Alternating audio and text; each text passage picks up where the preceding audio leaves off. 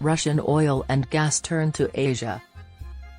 India and China have been increasingly buying discounted Russian oil as global energy prices remain high and Western nations seek to scale down their reliance on Russian energy.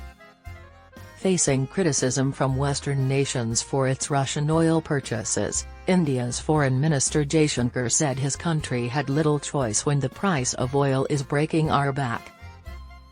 Where's Russian oil going? Russia is now China's biggest supplier of oil, taking over from Saudi Arabia in 2022. India and China now account for over half of all Russia's seaborne oil exports. India's purchases of Russian oil have fluctuated this year, falling in February at the start of Russia's invasion of Ukraine, but then rising significantly in the following months. Myanmar's military regime recently said it would also start importing from Russia. Sri Lanka, grappling with a severe economic crisis, is taking advantage of discounted Russian oil with 3 shipments. In contrast, Japan has made clear it will phase out Russian oil imports, and South Korean imports of Russian crude have fallen.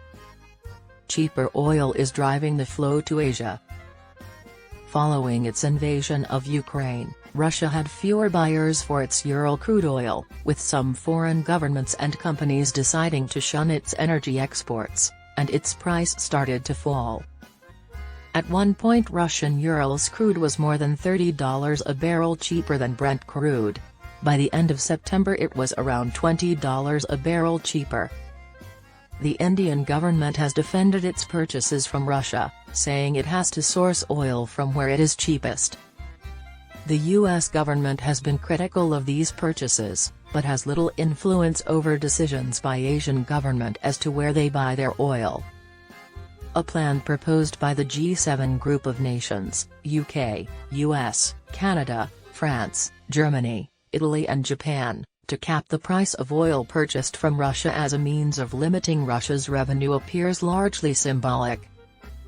Russian oil is already significantly cheaper than oil from other sources, and Moscow has said will stop selling to countries that attempt to impose price caps.